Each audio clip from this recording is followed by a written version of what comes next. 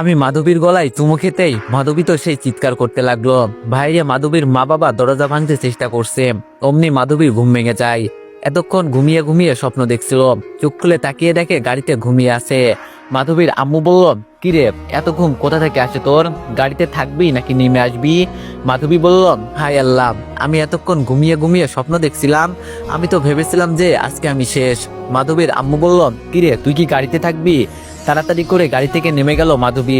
মাধবী গ্রাম থেকে শহরে এসেছে মামাতো বোনের বিয়েতে। রাত অনেক হয়েছে, বাসার সবাই ঘুমিয়ে পড়েছে, মামি জেগে আছে। আব্বা আম্মু মামির সাথে কথা বলতে শুরু করলো। মাধবী বলল, মামি আমি ঘুমাবো, অনেক ঘুম পেয়েছে। মামি বলল, মামুনি তুমি উপরে শুয়ে পড়ো, তোমার রিয়া আপুর রুমে। মাধবী বলল, ঠিক আছে বলেই তাড়াতাড়ি করে উপরে চলে আসলো। কিন্তু কোন রুমে শুয়ে আছে রিয়া আপু তা জানে না মাধবী। তাই সব রুমে উকি দিয়ে দেখার চেষ্টা করছে কোথায় আছে আপু। 3টা রুমে দেখলো, একটা রুমে 3জন আর 2টা রুমে 2জন করে মানুষ ঘুমিয়ে আছে। 4 নম্বর রুমে একজন মানুষ ঘুমিয়ে আছে। মাধবী গিয়ে শুয়ে পড়লো। মুখ দেখতে পাচ্ছে না, কম্বল দিয়ে পা থেকে মাথা পর্যন্ত ঢেকে রেখেছে। মাধবী পাশে শুয়ে পড়লো। একটু একটু ঠান্ডা লাগছে, তাই কম্বল গায়ে দিয়ে ঘুমিয়ে পড়লো। মাঝরাতে কেউ যেন মাধবীকে অনেক শক্ত করে জড়িয়ে ধরছে।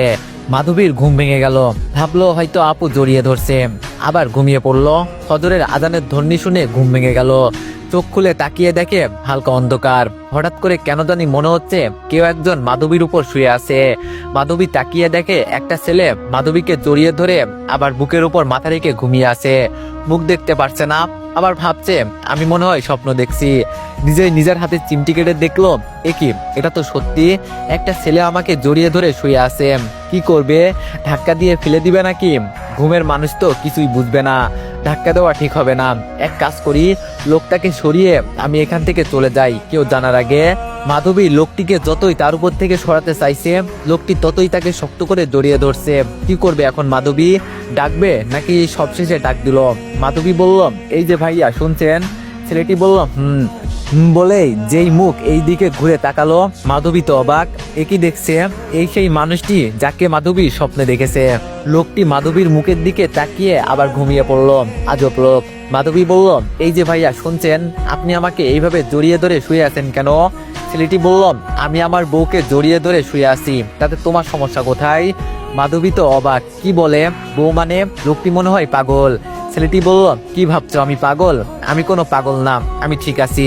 বলেই আরো শক্ত করে জড়িয়ে ধরছে। মাধবী নিঃশ্বাস নিতে পারছে না। মাধবী বলল, আপনি আমাকে এইভাবে জড়িয়ে ধরছেন কেন? আর আপনি কে? আমি তো আপনাকে চিনি না, প্লিজ ছাড়ুন। ছেলেটি বলল, আমি তোমার স্বামী, এর চেয়ে বেশি কিছু বলতে পারবো না।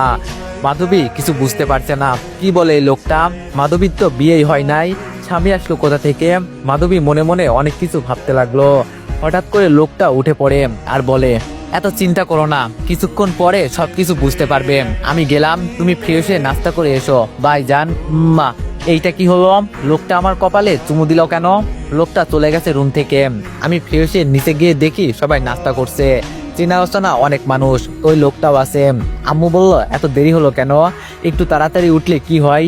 মামি বলল, আপু এইভাবে বলছো কেন মেয়েটাকে? মামুনি দাঁড়িয়ে আছো কেন, বসো, আমি তোমার নাস্তা দিচ্ছি। মাধবী চুপচাপ বসে পড়লো। অনেকেই অনেক কিছু বলছে, মাধবী শুধু সকালে ঘটে যাওয়া ঘটনার কথা ভাবছে, কারোর সাথে কোনো কথা বলছে না, চুপচাপ করে আছে। হঠাৎ করে কেন জানি মাধবীর মনে হলো তার পায়ের উপর আলতো করে কেউ শুয়ে দিচ্ছে। নিচের দিকে তাকিয়ে দেখি ওই লোকটা ওনার পা দিয়ে আমার পায়ে আলতো করে স্পর্শ দিচ্ছে। আমি পা সরিয়ে নিলাম। হঠাৎ করে মামি বলে উঠলেন, ভাইয়া মাধবী মা তো অনেক বড় হয়ে গেছে, এখন তো আপনাদের কোনো আপত্তি নেই, আমার ছেলের বউকে আমাদের বাড়িতেই রেখে যেতেন। আব্বু বলল, ঠিক আছে, যেমন তোমাদের ইচ্ছা, একসাথে না হয় 2টা বিয়ে হয়ে যাবে। মিজানের সাথে মাধবীর বিয়েটা দিয়ে আমি নিশ্চিন্ত হতে চাই। আমার শরীরটা বেশি একটা ভালো না, কখন জানি মরে যাই। জানি না, মরে যাওয়ার আগে মেয়েটাকে মিজানের হাতে তুলে দিতে চাই। আব্বুর কথা শুনে তো আমি অবাক, কি বলে বিয়ে কার, আমার? আর মিজানটাই বা কে? তাকিয়ে দেখি আমার সামনে থাকা সেই ছেলেটি উঠে উপরে চলে গেল। আমি কি বলবো ঠিক বুঝে উঠতে পারছি না, জানা নেই শোনা নেই, হঠাৎ করে আমার বিয়ের কথা চলছে, কেমন ঠিক বুঝে উঠতে পারছি না। আমি চলে গেলাম উপরে। আপুর রুমে গিয়ে দেখি আপু বসে আছে। আমি বললাম, আপু কেমন আছো তুমি? আপু বলল, আরে মাধবী তুই কেমন আছিস? আমি বললাম, এই তো ভালোই আছি। কি করছো তুমি?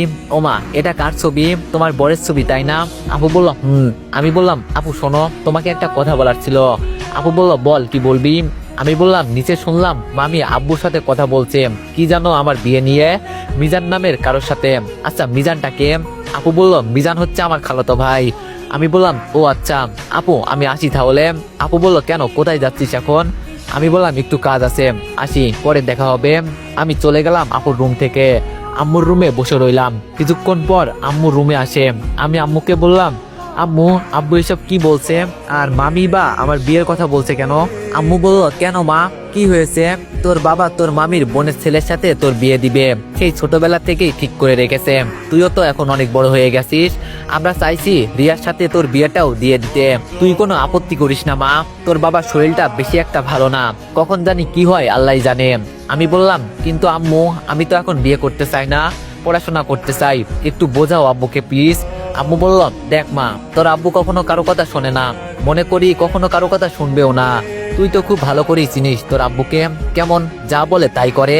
আমি বললাম কিন্তু আম্মু আমি তো। আম্মু বলল হয়েছে, চুপ থাকো, আর কিছু বলতে হবে না, তোমার আব্বু শুনলে অনেক রাগ করবে, যাও নিজের রুমে গিয়ে রেডি হয়ে নাও। আমি বললাম রেডি হব মানে কোথায় যাব? আম্মু বলল মার্কেটে যাবে, বিয়ের মার্কেট করতে। আমরা সবাই রেডি হচ্ছি, তুমিও যাও, তাড়াতাড়ি রেডি হয়ে নাও, বেশি লেট করবে না, তাড়াতাড়ি। আমি বললাম আম্মু তোমরা যা করছো ঠিক করছো না, আমি এখন বিয়ে করতে চাই না, প্লিজ বাবাকে একটু বুঝাও। আম্মু বলল আমি তোমার কথা শুনতে চাই না। আর কিছু বললাম না। আমি যে আম্মুর রুম থেকে বেরিয়ে আপুর রুমে যাওয়ার জন্য হাঁটতে শুরু করলাম, অমনি কে জানি আমার হাতটা ধরে একটা টান দিয়ে একটা রুমে নিয়ে গেল। তাকিয়ে দেখি সেই লোকটা। কি ব্যাপার কিছু বুঝতে পারলাম না। আমি একটু ভাব নিয়ে বললাম কি হয়েছে ভাইয়া, হাত ধরে হুট করে টেনে রুমে নিয়ে আসলেন কেন, কিছু বলবেন? মিজান বলল এই মেয়ে ভাইয়া বলছো কেন, একটা থাপ্পড় দিয়ে সব দাঁত ফেলে দিব, আমি তোমার স্বামী হই। আমি বললাম আপনি কি পাগল নাকি, এইসব কি বলছেন? মিজান বলল শোনো মাধবী, আজ বাদে কাল তোমার সাথে আমার বিয়ে। আমার আব্বু, তোমার আব্বু সেই ছোটবেলা থেকে তোমার সাথে আমার বিয়ে ঠিক করে রেখেছে, তাই তুমি শুধু আমার। আর ভাইয়া একবার যদি শুনেছি তাহলে খুব ভালো হবে না। আমি বললাম আরে পাগলা, আমি কি আপনাকে ভয় পাই নাকি, আমাকে কি আপনি খারাপ করবেন? আমি তার আগে কান্না শুরু করব, সবাইকে বলে দিব আপনি আমাকে মেরেছেন। শোনা গো, আমাকে এত বোঝা সহজ না। মিজান বলল তাই ঠিক আছে যান, তোমার যা ইচ্ছা তাই করো, এক কাজ করো ঝটপট আমার কাছে এসো। আমি বললাম কেন? মিজান বলল তোমার ঠোঁটে একটু আলতো করে শুয়ে দিতে চাই। আমি বললাম দেখুন আমার হাত ছাড়ুন। মিজান বলল শুধু তো হাত ধরেছি, অন্য কিছু তো করিনি, তাই এত বেশি লাফালাফি করবে না, বেশি লাফালাফি করলে তোমারই ক্ষতি।